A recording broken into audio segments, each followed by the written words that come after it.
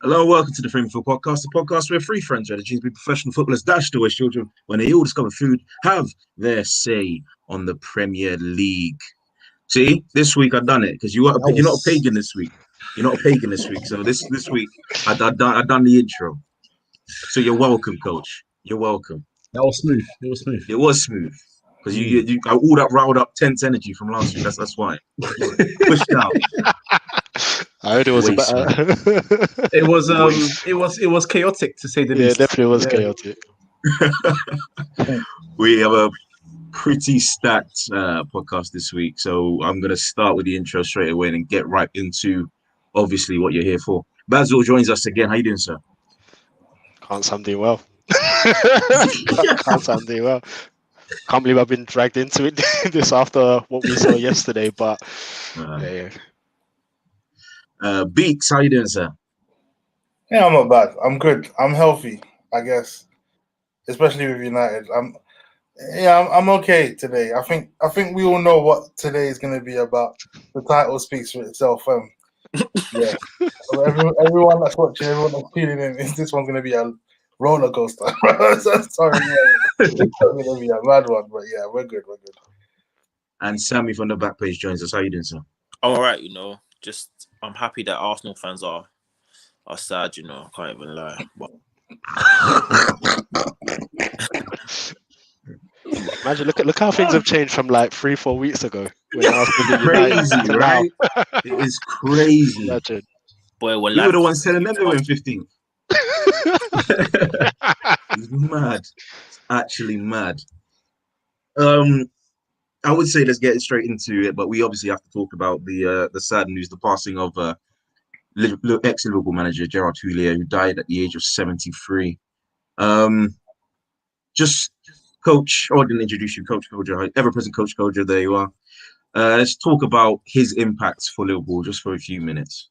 On Liverpool, on football, generally. Yeah, for Liverpool, he was great. We're talking about he came in, he was in a weird period. They had two managers at the same time. I think it was him and Roy Evans. And Evans lasted 4 months. And he stayed, and without sounding too disrespectful to Roy Evans, it was the best decision that Liverpool made because he went there and he brought through young players like Gerrard, gave him his debut, gave him a chance on the first team, established him quickly. McAlowen thrived under his management. In that 2000-2001 season, the treble that they got, the League Cup, FA Cup, and UEFA Cup at the time. So he did great things for them at a time where Liverpool were kind of like sleeping giants. He kind of gave them something to build on, a platform. Obviously, went through a lot of health worries in that time as well, 2001. But apparently the time that he dedicated to work took a toll on his health. Stopped in 2004, did a comeback in 2009 with Villa, and again, health stopped him. But overall, I don't think in any time that I've read about managers, I don't think anyone said anything negative about the man, which is a testament to his character. He's a good man. He was a great manager, brought through good talent, won trophies, and is well respected in the English game as well as in the footballing world in general. But we know him as Liverpool manager and also Aston Villa for a short while. So, much respect to him, to his career, and to his life. He was a great man, a great manager, as I said before, and may he rest in peace. Well put. Let's get into the games this week. I'd say we usually save the best till last, but it's just we might as well just rip that band-aid off, Basil. I'm gonna start with the question: Who's your next manager for Arsenal Football Club? Damn. Do you know what? I don't even think anyone wants to manage Arsenal Football Club. We're so much of a shambles. Like, honestly, I don't think any top manager would even want to step foot at the Emirates and deal with what we're currently seeing right now, because we have so much dross at the club. The players are just not good enough. And you have an owner who's not going to support you or back you any substantial amount of funds to actually change the whole environment at Arsenal. So it's just got to the point where we have to go for unknowns, unfortunately, or give someone a chance with some managerial experience. None of that bringing someone who was someone's number 2 and understudy. But yeah, at the moment, you can't even fling out names to come at Arsenal because it's unrealistic now. We've fallen so far behind the pecking order. no one wants to join the club, in my opinion. Let's talk about the game. According to Arteta, we dominated and we just didn't end up putting the ball in the back of the net. Is that a true reflection of the game? That's absolute nonsense. Honestly, I hate when Arteta speaks. Absolutely hate it, because he would absolutely, like I said, will eloquently put things and gives you all the great analysis, all the great buzzwords, but it means absolutely nothing. He's trying to pull the wool over our eyes, because what he says is not what we witness. We're not fools. And ultimately, he's just clueless. He has no idea what he's doing. I mean, he's so rigid in his structure. Yesterday, I knew what was going to happen. We're going to play, and it was going to go out wide. Our midfielders don't depart from being about 20 meters away from the defense. You have the two in midfield, and they never want to advance with the ball or play more or less a forward pass. They get it, play it backwards, and play it out wide. And the same tactics we saw again. We're so easy to defend against. I mean, the tactics that we did against Burnley is what I expected Burnley to do, because they have Chris Woods up front who can actually cause an aerial threat. We have Lacazette and Aubameyang who are not aerially great. And then you have Lacazette playing in like a number 10 position, and it's ridiculous, absolutely ridiculous. You can see that he's out of his depth in that position, and he doesn't have the ability to play make or link the defense and the attack. Go to someone else. I need time to just recover from this, because I need time to recover a bit, because I could go on all day. I don't want this to be like another Cahill rant from how many years ago. So let's break it up a bit before I continue. I don't know how many times I need to mention it. All you need to do is just clip that 40 minutes and put it in any episode. I was talking about Arsenal. It's the same nonsense that's happened year in, year out. It's utterly insane. Guys, this can go to anyone. How funny was it when Aubameyang scored the own goal? Let me kick this off. You know what's so mad about this one, yeah? It's the fact that he ain't even scored in God knows how long. Obviously, other than the penalty at OT. It was like, yeah, Babeng's going to score. And then when I saw his hands go on his head, and I realized, oh, hang about it, he scored the own goal. Jesus is Lord. The way I jumped up from my seat. Now, you have to understand, the hatred I have for Arsenal is beyond any limit. I grew up in London, cool. I went to school with a lot of Arsenal fans. And when I'm seeing the demise of your club right now, bro, it just brings the tears to my eye, and I mean joy. You know what? If I put that aside, yeah, there's a lot of problems at your club, and there's a lot of problems at United, but we're talking about Arsenal now, right? 16 years, bro. 16 years. This is, I don't even, it's like, where do you start? When you're hearing Evra come on TV and say what he's saying about Henry, saying, I'm turning the TV off, bro, that's when you got to draw a line and say, this is enough. Enough is enough. That's coming from a club legend. Do you know what, yeah? If we're going, if we have to be real, number one, I want to say Xhaka has to take the L on this one, yeah, and so does Arteta. You know, you talk about managers coaching, managing their players and whatnot, yeah. This is like twice in how many weeks, bro? It happened with Pepe, now it happened with Xhaka. There's something wrong there. Do you understand? And then I'm hearing things like David Luiz is turning up to training and he's not even speaking to Arteta. Like, bro, that is a mad thing. Like, this ain't school, G. Like, what are you not talking to the manager for? Do you understand what I'm saying? There's like just things like that. When you hear them little things, you know that, all right, cool. It's deeper than just football, man. There's a lot more to it. Do you understand what I'm saying? And that Burnley game, I don't know what it was, man. I was uneasy. I actually thought it would be a draw. Let me not lie. I never, but in a million years, did I actually think that Arsenal would lose to Burnley. And you know what? I thought Arsenal would bounce back from, you know, their previous L's. But this was the cherry on the top of the cake. And for Arsenal, man, like, what's next? I know Basil's here, he's stressing, bro. Man had to pass the baton. Cahill, I can tell you're stressed. But let's be real, man. If we bring in another manager, it's gonna probably be the same old thing, bro, because it's like a routine now. We bring in a manager, we do great, these players are gonna bounce back, and then they're gonna head down the direction of what's happening now. I'm gonna be real. I think a lot of personnel need to be changed in the squad. Everything you just need a real fresh start, man. I'm not Do gonna lie. you know what the thing is, right?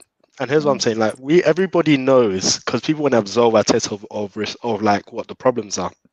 Everybody knows like there's bigger issues at Arsenal, from obviously Kroenke, from the people's high below him who have no idea apart from football. Because the thing about the only two football people at Arsenal are Edu and Arteta. The Man. rest of them are absolutely clueless. But my biggest issue with Arteta is that as a manager, you need to help yourself. And with that, you need to show like you're progressing, you have ideas, and then you can then put the blame on the players. Like when Klopp came at Liverpool, you saw the progression and what was happening. Like he got them to like League Cup finals, to the Europa League final. But you can tell that he needed extra players to support what he was trying to do. So in a way, you take the blame of Klopp and say, bring in the players and let's see what he can do, and you see what he's achieved. With Arteta, from a football standpoint, Arsenal have zero creativity on that pitch. Is the same ideas. They don't know how to break down teams. Some of his team selections are baffling. I mean, he's come in very heavy-handed in terms of how he's dealing with players. So you look at the example of Ozil, you look at Saliba, you look at Guendouzi. We're hearing the rumors about him with Luiz. He's coming very heavy-handed for a man with zero managerial experience with the players. And for me, is that at a club like Arsenal, because we don't have the depth and quality, you need to keep the players on side. You can't come in and do that and lose about 4 or 5 players at Arsenal, because they're going to do the same thing that they do every year with every manager. They're going to stop playing for you. And when Arsenal players stop playing for you, it's just an absolute disaster. And so he's come in extremely with the wrong attitude, in my opinion. And obviously you can tell like he doesn't have the right tactics to change things at Arsenal. So that's the reason why I put a lot of the blame at Arteta, because he's not helping himself. And he's clearly looking like he's a man without any ideas, without a man who's not flexible, and a man who doesn't know how to adapt as time is going on. And I think ultimately, if he had come in with fresh ideas and we saw what we was trying, I don't even know what our style of football is. If he came in and he came in with a style and say, this is what I want to play, and I say, I can follow that, then we can lay the blames on the players and on the people upstairs and say, you know what, they're the problem. But Arteta is just as much to blame as everyone else. He's part of the cycle problems, and ultimately we need to get rid of him. People are saying the players are players, but I say this: no one forced Arteta to join Arsenal, first and foremost. Secondly, he knew what players he was handling. And Arsenal don't have a history of going out in the transfer market and buying 4 or 5 top quality players. So ultimately, he was actually brought in to coach what was there and improve it somehow. And he's not doing that. So we can't say, oh, he's not getting the players or he don't have the right play. He was never going to get the players.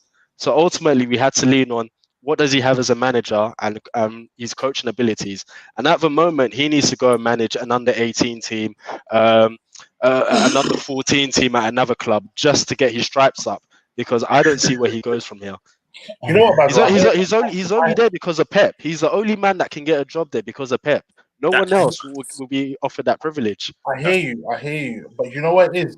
Like, I don't want you to feel like you should put all the blame on Arteta, because No, definitely not. I'm giving him 70% of the blame. Then we can talk about others. I was going to say, because you have to understand, these players are also professionals as well. Like, you men are getting paid to do a job, and you cannot now come out and just turn it on and off whenever you feel like it, regardless of whether you don't like your manager or whatnot. You just got to perform. It's like every other day. Like, there's people like us who are doing 9 to 5 or doing a normal job. We might not like our manager, do you get me? But it's what's putting the food on the table. Do you understand? Obviously, in football, it's different because these lot are still going to get paid. However, you lot are not just doing it for the money. You're doing it for the fans who are actually putting the money in your pockets. We pay week in and week out in order to get the football that we want to enjoy. So I get what you mean. Like, I don't think you're being harsh, to be honest. I think it's all on Arsenal as well, because the fact that Arsenal had, took it out of their own way to make sure they hired a manager who has zero experience. That's on them, G. That's. I don't even know what's worse. Yeah. Hiring someone with no experience or hiring someone who's already relegated a club in the Premier League to manage one of the biggest football clubs in the world. Don't even get me started on that, but we can talk about that later. They see the balance there. I'm just saying, like, I get what you mean. I hear the frustration from Arsenal, man. he's tried to come in, like you said, heavy-handed, but I don't know who he thinks he is. Maybe he thought he was Pep as well. He needs to look in the mirror. Yeah, exactly. So that's exactly who he thinks he is. He thinks he's a Pep in it. But I think where he's gone wrong is allowing the board to trick him into leaving Özil out of this squad. It's bizarre to me. I think everyone, as much as everyone can say Özil was this and he's that, I think with bringing in Partey in, I think with a creative midfielder, it would unlock so much. Now, as a manager, I think Arteta should have allowed Özil to play and maybe show the board that, look, we need a creative midfielder to play. So even if we want to sell Özil, we still need to bring someone in. But they haven't done that, and like they're bringing in Lacazette to play a 10. Who has ever seen Lacazette play a 10 in this Premier League? Nobody. No one in this world has seen Lacazette play a 10. But I think what's gassed him... We did on Sunday. Exactly. But I think that what's gassed Arteta is that he played a 10 throughout Europa and he's banging in maybe 2 goals. He thinks, it's going to work. But it's not going to work at the end of the day. And I think I've lost a little bit of respect for Arteta in terms of how he's dealt with the Özil situation, to be honest. But yeah, that's my little 2 pence on that. I think what we need to do is just pick up on the way he came in. I think what he needs to realize is that if you live by the sword, you're going to die by the sword. And the fact of the matter is, alienating players like Saliba, alienating players like Ozil, like Willock, like Maitland-Niles, like Socrates. All these are literally names that are playing for Arsenal and are better than the people that are on the pitch right now. And he's alienated all of them. And we don't know why. Maybe because I don't know what he sees week in, week out in the training pitch that allows him to believe that Holding is better than Saliba. I don't believe it is. Everybody knows that. Who's his partner at Saint Etienne? Fofana. Fofana. People were saying he was better than Fofana, and now he's balling out at Leicester. So why can't Saliba? Semantics, man. It's crazy to me. I think we need to get down to who would you want as the manager. There are all these names that are, yes, we know we can't. We're not looking attractive right now, but the fact of the matter is, I think we can get somebody in if we had to. The names are always about Allegri. Now there's Hassan Hutel. Now, my personal pick before Arteta even got in was Nuno, because it seemed like he had a plan, or he plays with a plan, and he plays with a style of football that is quite attractive to watch. So I don't know who's on your list and who's looking most likely to come to Arsenal. Even Sam Allardyce thinks he's got a chance now. No. I'm being serious. I'm being serious. No Big Sam. No Sean Dyche. Big Sam. No. Listen, Gail, before you go, listen, it would not surprise me if Arsenal actually go for Eddie Howe because he's a free agent. It wouldn't surprise me. It actually wouldn't surprise me. Do you know Wenger back as interim? They should try and go and get Brendan Rodgers, you know. No. I think they should try and get Brendan Rodgers, personally. Too much money. Leicester will definitely. Arsenal, Leicester will definitely want a good amount of money for him. He's had his chance at the big time, and he's shown that he's a choker. We don't need chokers right now. Exactly. I think it'll get you to a better level, though. Yeah, to the top 4. Yeah, but so could But we got to be real, though. What's Arsenal's level at the moment? Exactly. That's no fact. You get what I'm saying? We've got to be real with it. Do you get me? No, but that's what I'm also saying. I'm also saying that names of Hassan Hutel, who's doing well with Southampton right now. I think they're third right now. Yeah. But if you're saying that he wouldn't jump at the chance to manage a team like Arsenal, I think I would take him all day. Yeah, it's a lie. I'm talking about Nuno Espirito Santo, who's also on the same level as a Rodgers. In my personal opinion, I think he's better than Rodgers. These are the guys that are going to get the best out of bad players, or screw it, bad players, best out of bad players. Because let's face it, Southampton were battling relegation last year. Look at where they are now. They're not that good of a team. Arsenal have a better team than Southampton. They have a better but say Wolves. Maybe actually, I'm not sure. No, I was speaking to a friend about yesterday, and I said this, and I said this is more of an indictment on Arteta, because when you look at all the other teams above him, Southampton are playing great football, look organised. Player for player, they don't have better players than Arsenal. Same as you can say the same with Wolves. They don't have better players than Arsenal. Obviously, Brighton are where they are now, but even from a football standpoint, Potter has them playing football, and that's with average players. Fulham Leeds, play better football than Arsenal Fulham right better, now. yeah, that's what I'm saying. Fulham, we just caught Fulham at the right time. Fulham now would ship in 2 or 3 goals against us if they want to. Same, but look at what Parker's doing with Fulham. You know, the front, the players at the front, they seem to be linking well with each other, and there's a better understanding. That's with lesser players. Look what Bielsa's doing with Leeds.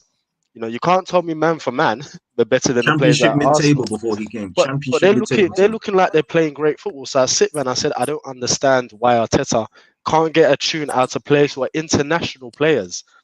Players who we've seen can play football under the lights of Wenger, under the lights of Emery at the start of Emery's tenure. So you know, that's what I'm saying. I would rather take it looks bad on Arteta, but I would happily take the Southampton manager, because look at what he's doing with those players. Let him come in, sort out what we have, add a few players to it, and you know, who knows what can happen. We'll be a better coach team and a better attractive team to watch. But Hopefully you can get someone that doesn't end up in the North London derby with Saka at right back.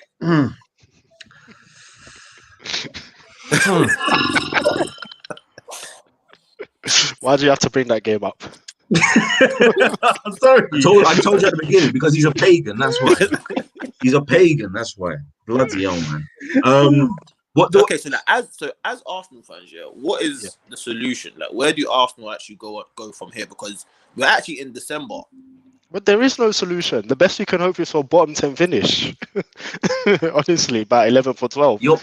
You're laughing, but that's the truth. Yeah. I think there's truth in that. We're not getting top 10. Have you seen our next 4 games? Yeah. We've got Southampton, then we've got Everton, we've got Chelsea, and then Brighton.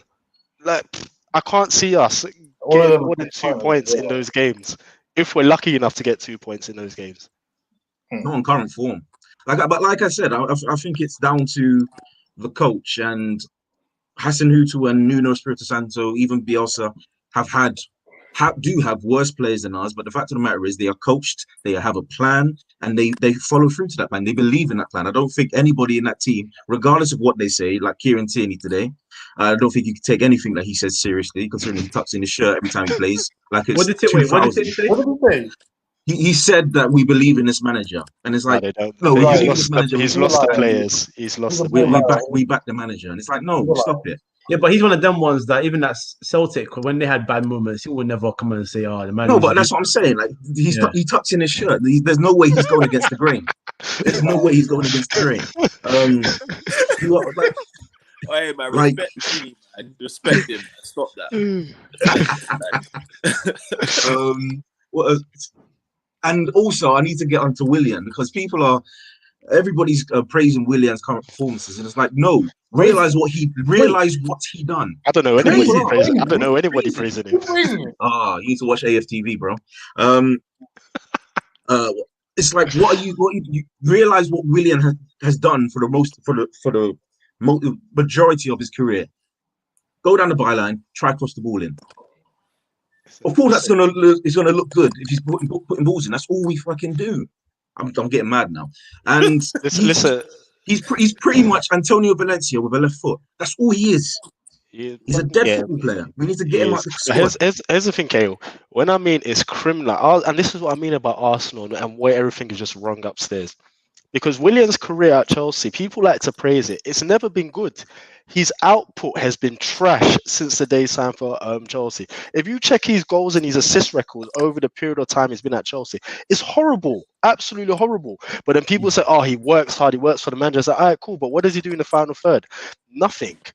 And so the only time he's playing. Yeah, the only time he really sort of turns up is when, I need a new contract extension. But maybe you can turn it on for a bit. But even then, it's not to any good standard. And the fact, like I said, the fact that Chelsea were not willing to offer him a 3-year deal, Chelsea are like, you can go off on a free, says it all. But only Arsenal can go in there and offer Willian at 32 years old a 3-year contract. Only Arsenal can do that. And that was an Arteta decision. He fought hard for that. He fought so hard for that. It's a joke. Willian, extension for David Luiz. The party decision. The 50 minutes is looking ridiculous now. Do you? Am I frozen? No, Biggs, No, what do you no. say? I said, how many years is David Luiz? And 33? Yeah, 33. Oh, one. Sorry, it's 1 year. Oh 1 year yeah, extension. additional 1 year. Didn't Cedric Suarez get 4-year contract? Yeah, Cedric Suarez got 4 He's years. just Mari, played. listen, What? Mari got 4 years too. We bought these two on loan. They barely kicked a ball for us last season. We gave them 4-year deals. Even till this day, they barely kicked a ball for us. It's criminal what's going on at Arsenal. Absolutely Horrendous, criminal. man. And this is the man we're supposed to trust who's signing off on these things. For an extra 10 million, we could have got the Corey and Alan, who are doing much better at Everton than Partey's done for Arsenal. Albeit he's been injured. That's But then again, Ancelotti as well. Again, it's some.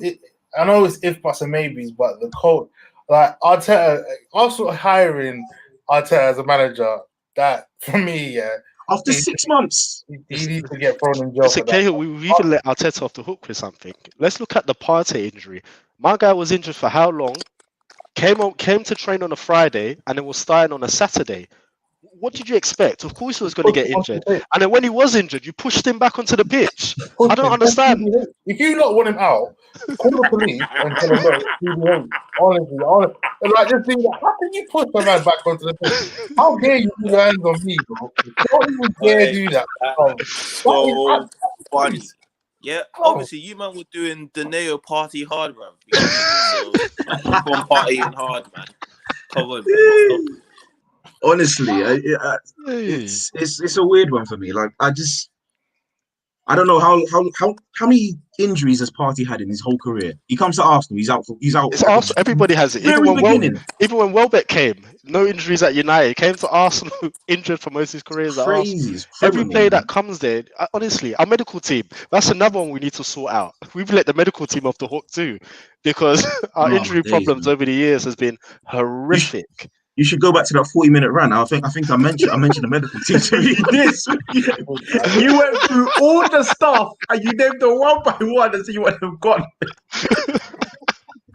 It's crazy. It's criminal, man. It's criminal. Would you guys forgive Arteta if he like at least experimented in the sense that maybe gave like Reece Nelson more games or I would, and I think he can save us. He can save himself if he did. I think if he changed tactics, my thing is that if he changed tactics and also switched up the players a bit, then you can't really blame him, because then you can look at it and say, well, the players aren't good enough. He can only work with what he has. But the fact that he's not even trying any of that it looks bad on him. Like I said, Xhaka and El Neni, I don't even know how on earth El Neni found his way back into that Arsenal team.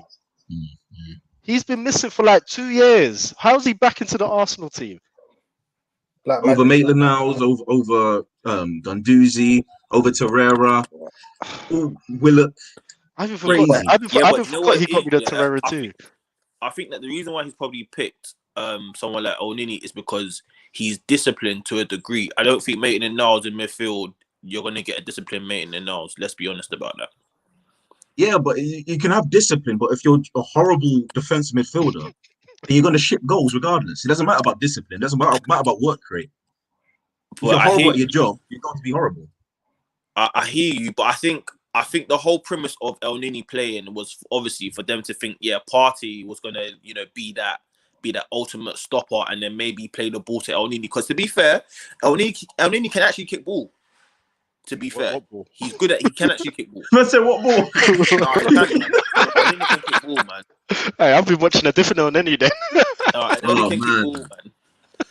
But then when they're all fit, he still plays Partey next to Xhaka. Yeah. And more importantly, even though he's not a creative midfielder, the most creative midfielder in that team is Ceballos, and he's not seeing pitch. So really and truly, there's no defense for this man at this point, to be honest. There's actually no defense for him at this point. It's I say cut ties with Arteta immediately, man, because it's just a downward spiral. Honestly, get Big Sam. At least Big Sam will steady the ship, man. Get Sam Allardyce. You're taking the mick. Absolute joke, man. Absolute joke. What for Sam Allardyce to buy Andy Carroll? That's crazy. Bro, listen, at least Sam Allardyce has a tactic. Facts. Route one. Facts. Route one will get him. No, but here's the thing. we laugh and we joke, but seriously, that wouldn't work at Arsenal because you don't have the players to play Route One. So we'll just be suffering for no reason. With even more. So honestly, try your best to get either Hassan Hutel or Wolfsman, Nuno Espirito Santo. I think they're the ones that are going to kick us on because you just need to give them a chance at the top. You give them a chance at the top, they might succeed. If they don't succeed, then there's no skin off our back. We're 15th. Who cares? Who cares? That must hurt you. But here's the thing, KO. Even if, let's say hypothetically, we sacked Arteta in, let's say, in January, and we went in for both of them, I don't even think they would even leave their jobs to come and join Arsenal. No, I know. You got to offer them. I don't know what to do. Yeah, you must be. These I don't know what to say. I don't know what to do. We're in a horrible position, and I don't know. I can't even see it getting better. That's the thing. We're in a relegation battle. Yeah. Arsenal are in a relegation battle. We can't hide it anymore. That's what we are. We're looking to get 40 points. I don't think we can under Arteta. I'm not gonna lie. I don't think we can. I've prayed for Arsenal 40 points. Yeah, no, it's looking like that, Mike. It's looking Boy, like that's that. crazy, you know. I love this. This is heaven, man. Because think of it like this, right? I think before then the last victory was United, right? But even then, is that we scraped that because before the penalty, I didn't see Arsenal scoring. I thought that match was actually going to be a 0-0 until Pogba gifted us a chance to score. That match, were so I think you had us. You just didn't take it. We were the better team because Ole made us a better team because United sat back. Yeah, 100%. That one. I don't even like to Trust me, That's the don't even reason say his name, man. Don't say his name. the demon. You know what, guys? Kale and Basil, I'm just gonna run through some fixtures. All I need is win, lose, or draw. That's it. Go on. Because I need to actually gauge the kind of points you think you guys will receive. Because this is scary. Yeah. All right. So you've also got Southampton on Wednesday. Man. Yeah, we're losing. No, we're losing. No. We're losing. There should be some W's in here, surely. Like, No, there's serious. no. Go ahead. Let's go. Southampton, we're losing. There's W's already. Yeah, All right, cool. Southampton on Wednesday. Yeah, we're losing. Okay, no. Everton. Everton away. Shit. Yeah, we're losing that one too. Chelsea. We're definitely losing that one. Brighton. We'll probably walk over draw. West Brom. Come on. Wow, that's 3 points. That has to be 3 points. That's 3 points. Where are we playing? Is that Away. way? Yeah. I see West Brom nicking that. If he's still in this job and you lose to West Brom, even I can apply then. Because that's I see us because the issues are style of play. We don't have any creativity, so adios then. Yeah, the thing is that it's our style of play. There's a difference between maybe if you're creating chances, then you can say we can go in there and do something, but we don't create any chances. So wait, who's your most creative player at Arsenal right now? Bar Mesut Ozil. No, bar him. Who's the next creative? Pepe. Yeah, in terms of chances created, Pepe. Yeah, guess probably so, maybe yeah. Pepe. Yeah. But he's not seeing pitch anyway. Yeah, I don't know about playing him in the 10 though. That's not. No, but giving him games in general, what's Willian doing? Yeah, but in fairness, you could give it a try. I mean, we're failing in every other area, so you could actually try Pepe in a 10. I don't think I would like to see Pepe do what he does on the wing in a 10 situation because he does too much chopping and changing. Like he does. True. There's no end product there. So I think a lot of players would get annoyed with him with how much he keeps the ball.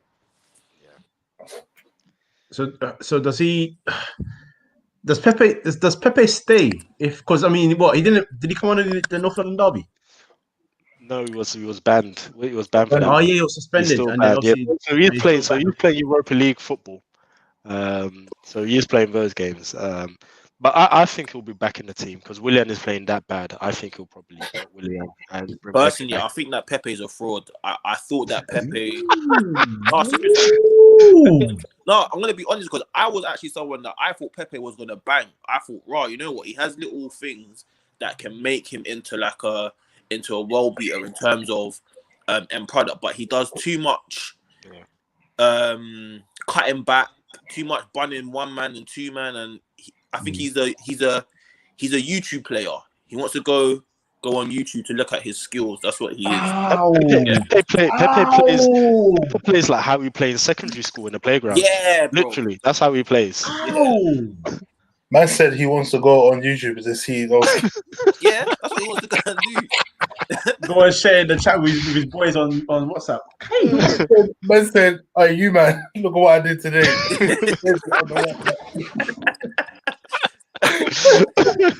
You know that Pepe's one of those man, yeah. His team will lose, but he'll tell his girl, "But babe, I scored a hat trick." That's what he will do. That's what Pepe is. I said, Pepe uploads. He's all on YouTube. I swear to God, yeah. I'm with Sammy on this one. I actually thought, yeah, it was gonna be a problem, innit? Yeah, I thought, right, Arsenal side Pepe, you know. And all I've seen my man do is headbutt and do a few chops there and there.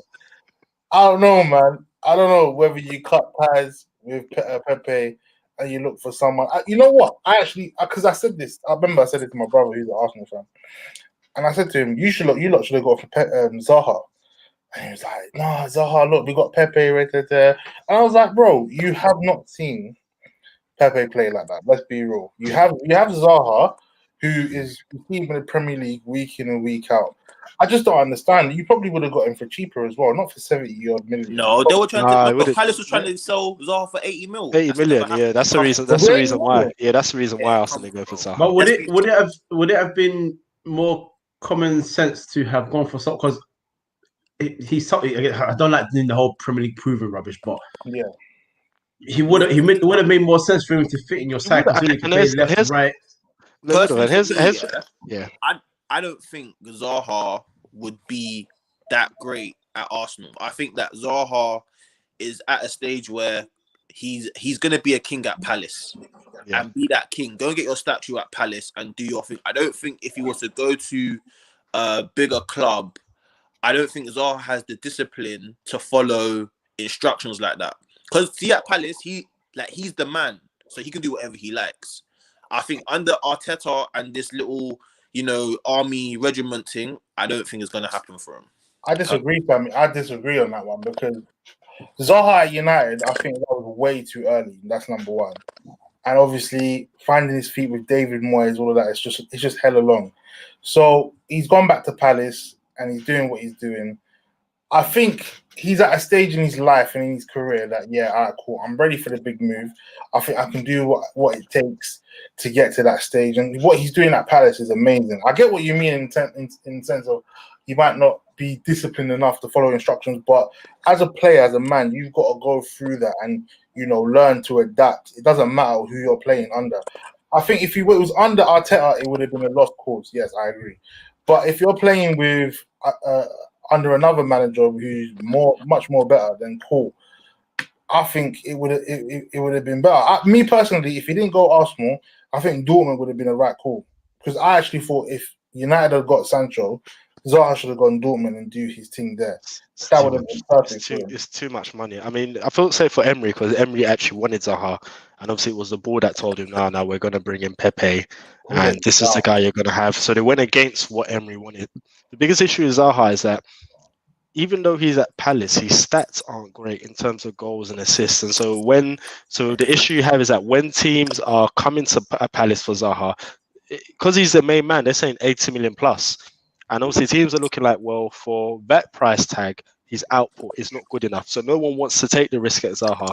So I think Zaha is stuck because his end product hasn't been great since joining Palace. I mean, if you actually look at his goal record and his assist record, it's one of the worst of any of that level of caliber of play in the league. It's actually one of the worst in the league. It's terrible.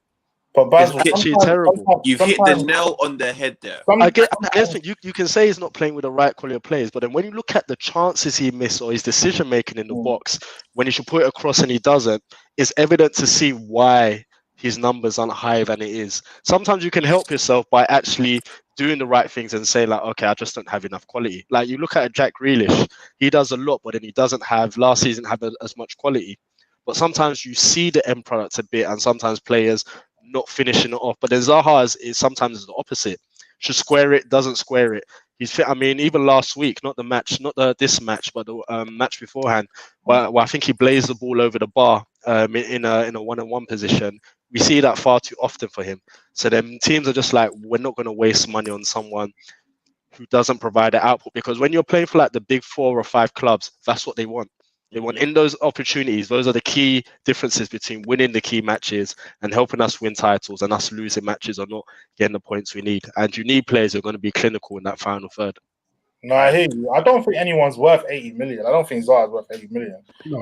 However, like sometimes you just got to look. Sometimes, I guess stats in this day and age are such a huge thing. But what I'm trying to say, if you were to put him in the City side and he's playing under Pep, that could change, bro. I think he can work on that end product. Like he doesn't have to work on that at Palace. You're playing under Roy Hodgson, bro. You know what I'm saying? But Bex, but this is what I'm trying to say now. I don't think that Zaha, if he was at a City, I don't think he'll be disciplined enough to follow instructions like that. Because if Pep is going to tell him, Zaha, I just want you to stay on the wing. Don't come inside. Don't do nothing apart from. Zaha will come into the wing, into the middle to try and get that ball. But because at Palace, he can do whatever he likes. He has the keys there. So you might as well just stay there, do your thing with all the South man, Eze, and all the them lot. And get me. That's it. Demand them. That's it. Trust me. If I was Zaha, I would stay at Palace and tell them, bring all the man from South that are ballers, get me. Let's enjoy ourselves. That's it. Working now. Okay, all right. Anyway, we don't tend to usually spend like 40 minutes on clubs that are 15th, so let's move on. Oh, gosh. Hey, you spend 40 minutes on Arsenal. We've done that before. We keep doing it. Shut your mouth. All right, let's quickly just brush past this Manchester derby, because this was one of the worst games, not only in Manchester derby history, probably in Premier League history as well. Actually, it was absolute boring. It was a bore fest. So Sammy, what do you think of the game? And let's try and do this quickly, please. Do you know what? Yeah, I think United should have won that game, or because for me personally, I think United have the better team. Oh, personally, okay. I think the United have the better team. If we're looking on paper right now, United have the better team. That's a big call. Okay, so let's compare the best 11 of both sides then, because that's a big call. I've never heard anyone honestly, I know this might be a big shout, but I honestly think that right now, on looking at paper, player for player, United have the better team. For me, I would have started Cavani yesterday, to bring movement. But again, this twat of a guy doesn't know what he's doing. I'm just waiting for United to, tell him he needs to become a number 2, or better yet, just leave the club. I don't know, man. All I need is Ole Gunnar Solskjaer to leave my club. I've been screaming this for the longest. I won't stop screaming it. That's all I have to say, really. United are annoying me. I can't lie. As much as we're like, where are we in the league now? What? 4th? United are 9th, I believe. Oh, 9th or whatever, wherever we are. It's like I think until Ole Gunnar Solskjaer leaves, United are not going to do as well as we should. Yeah, I agree. So okay, because that statement that you made, it kind of threw me, because I've never thought of it like that. So I'm just gonna do a 4-3-3 formation since it's 3 midfield, and all of us just say, when I say the names, you say which name you think is better. I'll just do a best 11 in my opinion for both sides. Yeah. Okay. So De Gea, Ederson, Basil. De Gea, all day long. Ederson, I don't think Ederson's a great goalkeeper. But De Gea. Right, cool. So we'll go in that order. Yeah. All right. Cool. Wan-Bissaka, Walker. Okay. Lindelof, Ruben Diaz. It's hard because Ruben Diaz has only just joined, Yeah, I haven't seen that much. Yeah, I'm picking Lindelof. I'll go Lindelof just because I haven't seen enough. Okay, I firmly disagree, but okay, I'll give you that one. Maguire, Laporte. Obviously Laporte. Telles or Cancelo. I'll go Cancelo. I think Cancelo is improving. But to be fair, I like Telles though. I like him. He's got that man can't defend to save his life, man. Chuck him in the bin. Again, do you know what it is? I agree with you, but we're in a generation in a footballing world where you don't have to defend anymore. It's all about your fullbacks attacking. So if we're talking about attack, I think Tellez he's got good delivery. I think I'll go for him personally. Okay. Well, I mean, City. Okay, let's say because City. I'm saying Cancelo. Yeah, I'm going to Cancelo too. Okay. Well, City have a lot of midfielders. So let's say we're talking De Bruyne, Fernandinho, and Bernardo, or should we go somewhere else? Foden, maybe. Yeah, let's put in Bernardo in there. To be honest. Yeah, okay. All right. Cool. So that goes against the midfield of Pogba, Van de Beek, and Bruno, those three being United's best three midfielders. So I would take United's midfield personally. Wow, okay. I wouldn't. I'll take City's midfield. Okay, Beaks. I'm mixing it up. Yeah, the only person I'll switch is how many more? Okay, so if you have to Bruno. mix the three, who's where? So who? I know KDB walks. KDB walks in. KDB walks in that quick. Oh, all day long. Yeah, KDB. So who's United midfield? Fred, McTominay, and No. We're not doing that fraudulent midfield. We're doing the best midfield that actually works. Okay. So, because if you do that, we've really lost this argument. There's no point going forward. Okay. So I said just the best midfielders at the club are Van de Beek, Pogba, and Bruno. No particular order. So if you had to mix the three, who goes in? KDB is definitely in. Who is the other two? I can't lie. Yeah, I'll put Van de Beek in there as well. You know. Okay. I'll play Van de Beek, KDB, and because I have a soul tie, I'll play Pogba. Okay. That does take away Bruno's numbers, even though I have said in the last couple of months he has dropped stinkers, but he produces somehow. You know what it is? I like Bruno, but I might be wrong in this. But I feel like Bruno's a bit. He stat pads a bit. Personally, for me, I don't know. Can't lie to you, bro. I do not like that term, but I hear what you're saying. Yeah, like if you get me, I know it's a mad statement to me, but I feel like I don't know, man. Okay, and then the front three, so that would be Sterling, that would be Aguero whenever he's alive and fit, and who would be the last one? Mahrez? Yeah, let's say Mahrez. Yeah, Mahrez. Okay, versus the front three of Martial, Rashford, and Greenwood, I guess. Or to be fair, or Cavani. Okay, so I'll put Rashford on the right, Cavani middle, and Martial. I'll put Mason Greenwood wherever Martial needs to be. I can't have that man. But I've got yet. Yeah. Take the City free all day long, because Rashford for me is inconsistent. I mean, people like to. Mahrez is inconsistent though. I get it, but because the reason why I have Mahrez over Rashford, because Mahrez is naturally a wide man one can create. For me, I don't think Rashford is a wide man.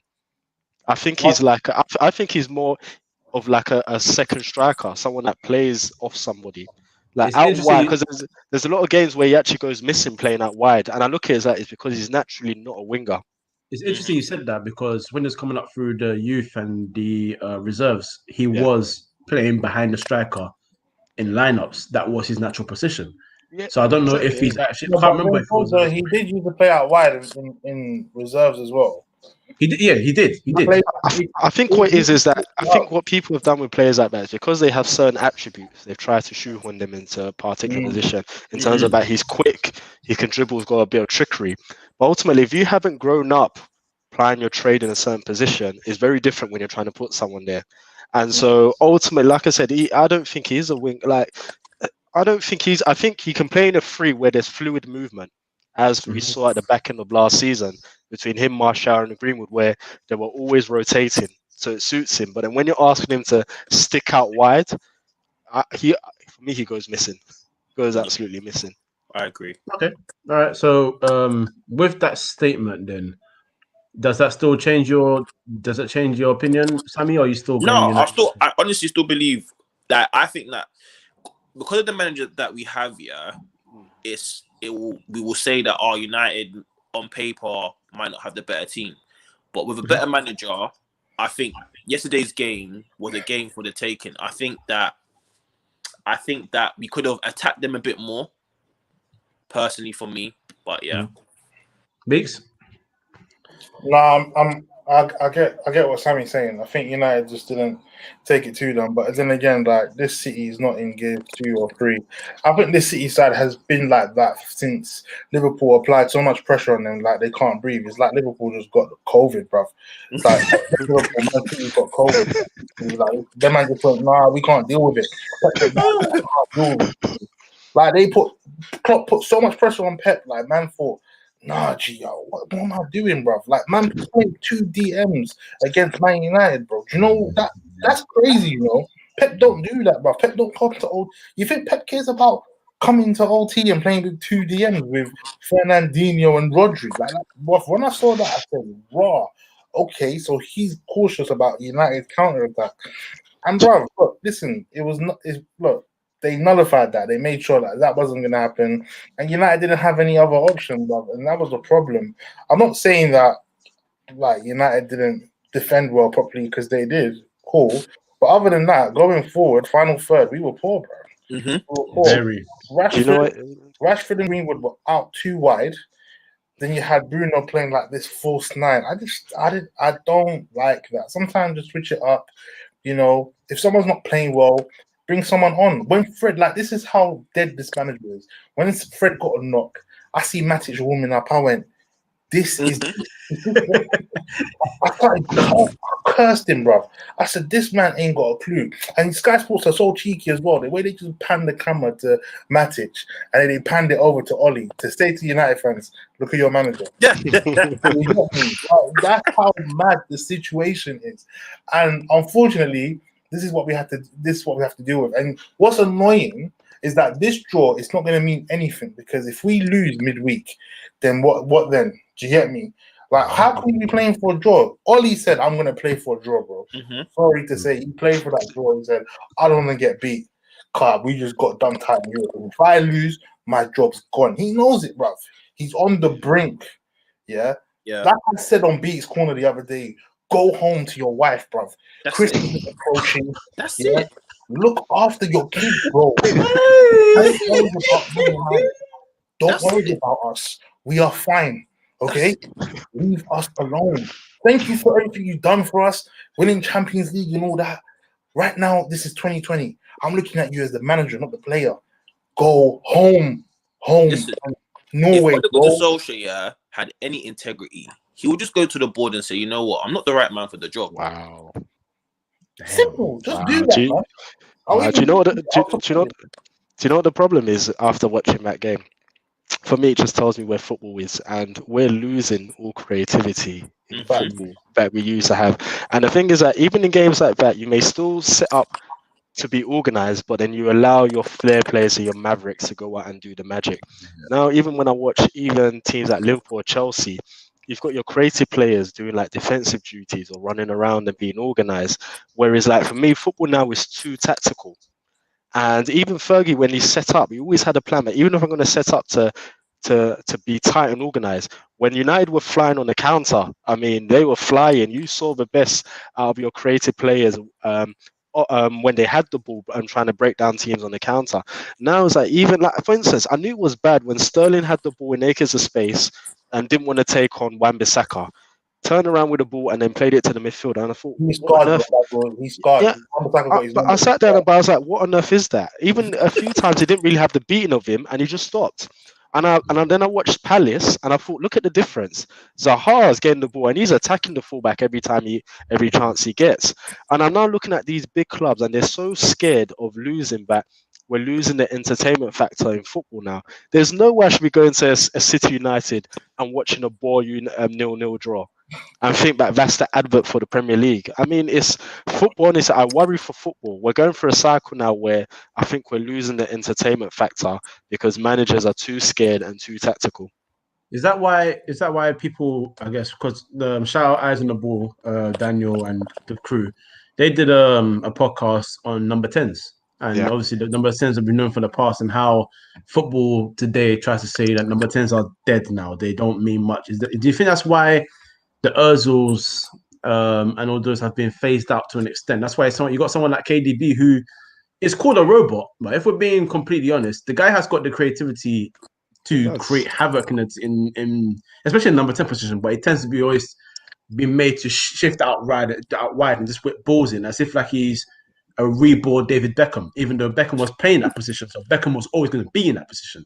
Do you feel like they're purposely doing these things now? Do you think football, even counter-attacks, look structured now? Everyone's running in one direction. You know, I it's think not free flowing. if you use, I think you can take Ozil out of that discussion because obviously we saw a regression in Ozil at Arsenal. So even before, like, the only reason why Arsenal fans are screaming for Ozil is because he's been missing for so long and things are so bad. But these were the same fans who were calling for him to be out the squad. So a lot of Arsenal fans are absolute hypocrites in regards to that. I haven't changed my stance with Ozil. I think he should be in the team, but the issue is that Ozil wasn't performing. He didn't perform in big games. He'll go missing. He'll walk around. Ozil needed to be out of that Arsenal starting lineup.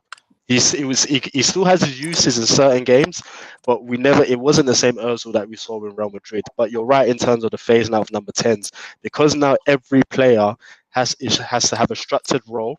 Every player now coming through has to be athletic, be able to run, be able to be physical, be able to have like attributes that back in the day no one cared about. If you had the talent, you could always work on being more physical. You could always work on learning tactics for games. But the issue is that now from the youth system, it's completely flipped on his head. As soon as you get a player, they're teaching them how to work within a structure. You don't have the creativity or the freedom as you do beforehand. So now when players are coming through, you're not looking and thinking, oh, like that's a talented player. Look how free he's playing. The last we saw of it is actually Mbappe. Since the inception of Mbappe, who has come through that we're looking like he's special. Like everyone now has a structured role that they're playing, and everyone now fits to play, the description of what is required for each position on the pitch. And because of that, we're losing the Mareks, we're losing in creativity. We no longer have like the Ronaldos, the Cristiano Ronaldos, the Kakas, the Del Pieros. Is a dying breed, and I think maybe soon it may come back, but we've lost all of that. Yeah, that's partly why I was so gassed to get Bruno Fernandes to the club, because I was becoming one of those fans that from the day we were linked with him, I started watching sporting games for fun. And luckily for me, on Free Sports, when I'm in my room chilling, they show Portuguese football along others. So I was getting to watch him. They showed 90 minutes, and the guy was just enjoying. He gave me that enjoyment of watching these throwbacks and seeing that in him. But he's come to United, and United are, again, another structured club, and they want to play a certain way. So he's not looking as free as you think he could be, and it's quite jarring to watch him. I think Biggs had to kick. So Biggs, if you're not coming back, thank you for coming on. His description is in the bio as well. We'll do one game quickly, and then we'll put two games together to just do a quick preview for the big game on Wednesday. Chelsea lost 1-0 to Everton. That's a result that's being kind of brushed under the carpet, because from what I was hearing maybe this week and 2 weeks ago, Chelsea was suddenly becoming title challengers. What happened in this game? We'll start with Sammy. Do you know, like, I think that Chelsea losing, honestly, I don't think it's a big deal. I think that watching the game, I think they were just very unlucky. They weren't clinical enough, and that's just football. And at the end of the day, sometimes it's your day, sometimes it's not. I think that Chelsea are still title contenders. So I just, like I said, I don't think it's a big deal. Everton done their thing really as well. Everton played out of their skin. That's the honest truth. They played out of their skin against Chelsea. So I don't think Lampard or the players have anything to worry about. I don't think fans should now be like, oh, Chelsea, see what I mean? Havertz this, way not. Like, it doesn't matter, man. It's football. The Havertz thing has annoyed me because people are starting to go into his neck, and I'm like, he's just come to this league. He's playing in a completely different position and role than he was at Leverkusen and for Germany, for Lampard. And thirdly, he got COVID. And any professional that's got COVID in any sport can tell you that it's not taken a week for them to get back to full fitness. They are struggling. It's not that simple. Basil, earlier this season, Everton were being called title challengers. Yes, Anmo, I hope I see your name right. Basil to my left or my right. I don't even know what is on this. Your left. My left is an Arsenal fan. So we're here to talk. We've spoken about Arsenal anyway, so you can catch that on here. But yeah, Everton were started off the season well, and we're given that tag of suddenly title challengers, and because of the signing of James Rodriguez and so on and so forth, game challengers, and Carlo Ancelotti, who's won the Premier League before, but they fell off. But this is a big result. But what do you see for Everton? Because right now I'm unsure about what they actually are doing. So there's a few issues there. I think Everton will probably finish around maybe 6th or 7th in the league. I've always said this, they still have more or less the same defence. That's one thing. Obviously, they brought in, who's the player they brought in from, was it Norwich they brought in from? Oh, Ben Godfrey. Yeah, Ben Godfrey. But obviously, he was part of a Norwich team that got relegated, so he still has to work his way up and improve. They still have Michael Keane there, who for me is one of the worst defenders in the league and one of the worst defenders I've laid eyes on. Yeah, Ramina isn't a consistent defender. Seamus Coleman is still there. Digne, I think Digne is a good fullback going forward, but defensively isn't great. And ultimately, if the back four isn't great, you need your fullbacks to also do their job. And so I think because they never really invested properly in the defense, and they still have Pickford in goal, I couldn't see them sustaining a league challenge, as people are saying, or even a proper top 4 challenge. And then secondly, I think one of the biggest issue they have is that they rely too heavily on Dominic Calvert-Lewin, because if he gets injured, there's no replacement. Or even in games where he's fading or offering very little, who do you bring on to help him out or replace him? There's no one there. And then secondly, I've always said that apart from their starting lineup, they don't have depth and quality. So there's not really so much quality they can bring off the bench to change things. And for me, it's like if you're going from an Everton who have been lingering around and maybe finishing around 9th or 10th, and you're talking about challenging for top 4, you need a good squad. Because when you think about when you think about the top 6, even taking, I'm only putting Arsenal there only because of history and consistency of being there. When you look at them, they know how to rotate their squad. They have a squad who are used to battling out to finish in the top 4, and so they know how to utilize their squad effectively. It isn't just about the starting 11; it's about players who weren't playing regularly also playing their part. And I think Everton are new to that, and until they actually build that squad, I think they'll finish maybe 6th or 7th this season, which is why you saw them fall off from the start they had in the season. Okay, I just want to bring up this comment quickly. This guy said, I was a Man United fan, but after Sir Alex Ferguson and David, that guy, I lost interest. I fully understand. Don't you worry. I hear you. He's basically the voice of all United fans right now. Yeah, but literally. I think he actually ran to Arsenal because he was asking if there was any Arsenal fans earlier on. So I don't know if he actually won in general. But there is all right. So the final game I want to preview rather is so Liverpool dropped points at Fulham, which was very surprising. I'm so happy. Listen, I'll watch that game. No, because do you know what it is? Yeah, I was having this conversation with my mate, and I was like to him, look, with Liverpool's defense and some of their main core players out, I was thinking, yes, you know what, Liverpool are going to drop so many points, but they kept on winning. I don't know how they were doing it. They kept on winning. And my thing is, when a team don't have their important players and they're still winning, that's when you know that this team here, they're too strong. Yeah. And I hate Liverpool with a passion, yeah. But I have to admit that you see this team here is frightening. I can't lie, because once Thiago and these men come back, it might be a problem. I don't know if it'll be too late because there's kind of dropping points, and your Tottenham and them lot are gaining points.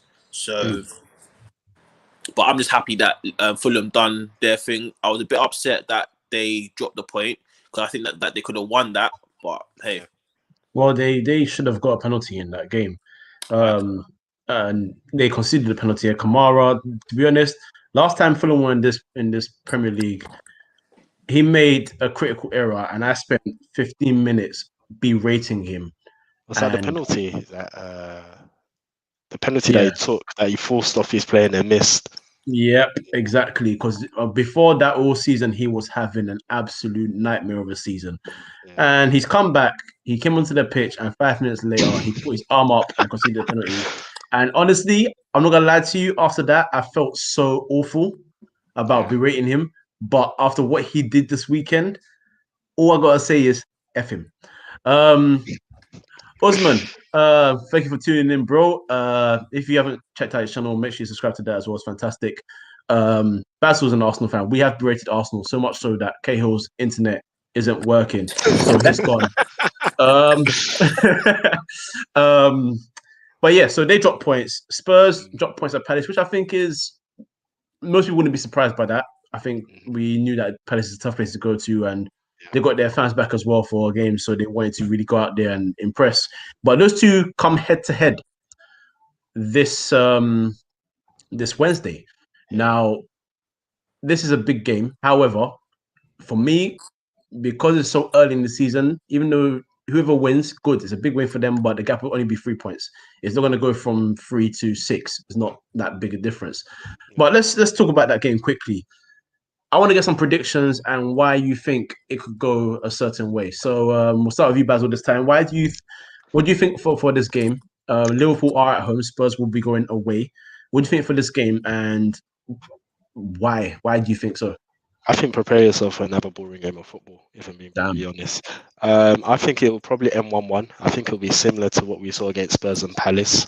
I can see Tottenham getting a goal and then them sitting back for the whole game, similar to what they did against Palace. I mean, the only reason why Palace won that game is because Tottenham sat back. I think if Tottenham was still trying to get the second goal, I think they could have won that. But then they absolutely sat back and invited Palace to just attack. And it played into Palace's hands because Palace didn't have to worry about defending really in that game. And we know the Palace defense is shaky. So Tottenham should have realised that and gone for the second. I think once again, Mourinho will see it as like, well, it's a Liverpool team. We're the best teams in the league. We're not going to go there to try and play any kind of football. They're going to look to hit Liverpool on the counter. I think because Liverpool, apparently Matip is injured too. They won't have a sturdy defense. I think Tottenham can capitalize on maybe a mistake or just a lack of concentration and get the goal, and they're going to sit back. And I think Liverpool just have the quality to pull a goal back. So I'm predicting 1-1. Tottenham to score first and then Liverpool to equalise maybe in the second half. And yeah, I think it would only be exciting when it's 1-0 and Liverpool have to chase the game. But apart from that, it's going to be a very edgy, intense game to start with. Yeah, and Sammy, before I ask you for your one, this guy said the best part about the Arsenal loss against Burnley was the fan covering his eyes with the face mask. One mask, 2 advantages, no corona, no Arsenal. Crazy. That's a brilliant comment. That's brilliant. That's one of the best ones I've seen. Sammy, same question for you. So how do you think the game will go and why do you predict so? I think, do you know what? Because I like Jose Mourinho so much, yeah, I'm going to go 2-1 Tottenham. Ooh. Okay. I'm going to go 2-1 Tottenham. I think that Tottenham might get an early goal in the first half, and they may get an early goal in the second as well. And I think that they will win 2-1. Nothing behind it. I just think that the way Liverpool are right now, they're not really at their best. Yeah. So, like you're saying, their defense, there's gaps. So I feel like Kane and Son, the way they're playing together right now, it's frightening as well, to be fair. So I think I'll go 2-1 Tottenham. Okay, well, the stars are kind of looking aligned for Mourinho. Every now and then I go on the timeline, I see a stat that kind of pictures how he's been in his career, which is usually in the second season he wins the title. There's only one team that ruined that. Congratulations for that, Man United. And also in every club, every time he's won the title, he has been at this point of the time in the league, he's been top and he's never left that spot after. So it's kind of looking decent for Spurs right now. But however, I know people are listening to this saying Spursy, so I'm not gonna go any further. My prediction, I'm gonna go 2-1 Spurs as well. I'm gonna go 2-1 Spurs as well because quite frankly, I will never ever in my life predict something near enough positive for the Scout side in that we're red. Okay, so I think we'll leave it there. We've been here for an hour almost 10 minutes. So we'll get you guys to plug yourselves. Sammy, plug yourself, plug your podcast. Let us know what you're up to. Tell that again, my bro. Plug yourself, plug your podcast. Let us know what you're up to. Bro, you're cutting out for some reason. I don't know what's going on. It's mad. Oh. I can hear you clearly, Mike. All right. Plug yourself. But I'm assuming that you're saying something to do about my podcast and all of that. If you are, Yeah. So yeah, you know, at the back page 411. That's the Twitter handle. You can follow us on YouTube, Spotify at the back page, and all of that. Look for us and all of that good stuff. Basil. Perfect. So you can find me on my personal Twitter at bjacobs14, always providing an opinion on football and on Arsenal and Arteta. And also you can also find me as part of the team at Footy Says. It's a part of the Footy Says team too. Yes, Footy Says his family. Big up Footy Says, man. Yes, Footy Says his family. And before we leave, this question: do you guys think the quality of football in the Premier League has gone down? For me, simple answer. Yes. I'll let Sam answer that because I already talked about football quality as a whole. I think it is. I think that obviously we're in a time where, like I was saying before, that the game's evolving to, you know, it being more athletic. Now, you know, your right backs or full backs are not defenders anymore. They're more attackers now. So that's why we're seeing like your Reece James, who's a centre back. I mean, who's a CM playing right back now. It's one of those little weird things for me personally. I won't say that the football necessarily is going down, but I think like what you were saying before, there's not much creativity or allowing the creative man to be creative and do their thing kind of thing. It's a bit too much, too structured, too regiment. I think a lot of managers are looking at the top clubs and trying to follow suit instead of like having their own tactics and stuff like that. So will I say it's gone down? Not really, but I think it's too, like you saying, Basil, it's too tactical. There's too much chopping and changing, personally. I'll say one thing from an English perspective in England, because I think what we find now is that because now all the games are live, I think now you can see how much, whether there is a lack of quality as a whole in the Premier League. Because before, when all the games went live, there were specific games that would be selected to be shown live. Generally, it was the bigger games or the more entertaining games. But I think now, because every game is shown live and people are watching it, you can weed out that as a whole, maybe the quality just isn't there because you're more exposed to it now from a full 90-minute perspective. Where sometimes you could have watched particular games and saw some of the boring games and just caught maybe a 5-minute highlight on Match of the Day, but you weren't subjected to having to view it for 90 minutes. But because all games are now live, you can see now where there is a lack of quality as a whole, maybe in the Premier League with certain teams. I agree. And one more thing, I think that football is trying to make certain guys that are not good on the ball. You know, like certain man. If you're not a ball winning defender and you're someone who's just a defender, just be a defender. You don't have to do. I agree. You don't have to do too much. But do you think that's because now everyone wants to play a certain style and not be original? So they don't have, like, you know, like Sam Allardyce with his old Bolton would not be trying to play the football we see Brighton play because he knows that, and the 37-year-old Ivan Campo is not playing ball out from the back. And Kevin Davies is not doing anything Gabriel Jesus or Sergio Aguero or even Danny Ings can do. So do you think that's just because 100%. Do you think that's because everyone's now trying to play a certain style, which I think is Pep's fault, even though he didn't force it?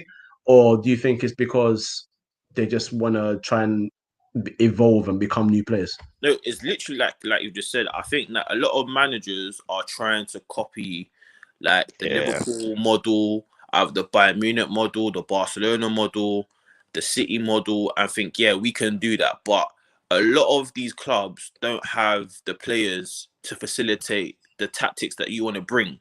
Do you understand? So sometimes you can't expect your big man to be I don't know, to hold up and be a ball winning striker kind of thing. Do you understand what I'm trying to say? Some men are just good at headering. Some man's thing is just set pieces and whip the ball in, they're headering the ball. It's not get the ball down and play and, you know, move off. I think it's just a lot of managers and teams have to play with the personnel that is good to them and which suits them, to be fair. Yeah, Michael, I agree with you. So I'll say one thing. Yeah, I agree with you. I think what it is that every manager now is just copying a style. I think what they've done is that they've heard it so much about you have to play out from the back. Your defenders have to be this sort of type of defender. Players have to be a certain way, and they're copying. And I'll give you an example where, because if you look at, let's say, City and how Pep plays, but then you look at Ajax and how Ajax play a much quicker style of play than City. They're comfortable on the ball, great technically, but if you look at how quick they move that ball, and obviously the speed as to which those players move and the intricate passing is a different style of football. But you can tell that the manager has been there. It's something that it's his philosophy. He's coached it within the players, and that's how that's how he wants Ajax to adapt and play. And so you can see that's his own creative, innovative idea. When you look at maybe a lot of these Premier League managers, certain managers, they're looking at what is the blueprint. Oh, you have to play out from the back. You have to death by a million passes with no purpose in life, and they see that's I'm doing the right thing. I'm following. This is how things are supposed to be, and they're thinking that we're innovators, but you're not. It's the lazy way of managers coming through, just copying what is already there and trying to implement it and thinking that they're great at it. Because I've seen many pundits praise teams because he played it out from the back. Because they made how many passes? But I say, how many of those passes were key passes? What did those passes lead to? That's the reason why Arteta can go and say against Tottenham, we were the better team, we played well. But it's like, okay, you passed the ball a lot, but what did those passes lead to? There's no point if a team's going to allow it to pass, then you can pass all day. But if those passes lead to nothing, it's pointless. And I think right now managers are doing the cop-out thing. Or we're just going to get people to pass the ball. But it's like there's no style of play, there's no phases in it, there's no proper movement, there's no quickness in when you pass the ball, the movement isn't there. And I think because of that, it's suffering a bit. Yeah, I agree 100%. I agree with that. I think that's the perfect way to end it there. And our guy that's been commenting all day wanted to plug himself as you guys are plugging yourselves. So his name is Anmol. He's a sports director for India's #1 news app called In Shorts. I'll do a nice one for you. Oh, big you up, man. Yeah, big you up, man. Thank you for tuning in, and also thank you for subscribing. I saw the subscription, so respect to you, bro. Right, I think we'll end it there, guys. Thank you so much for joining me. Cahill, I hope your internet is I hope it's okay. Well, we already know that connection's not going to return until Arsenal win.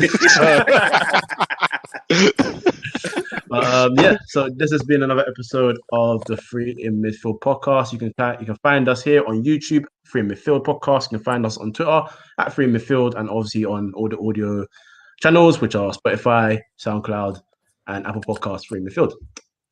Thank you for tuning in, and have a nice night.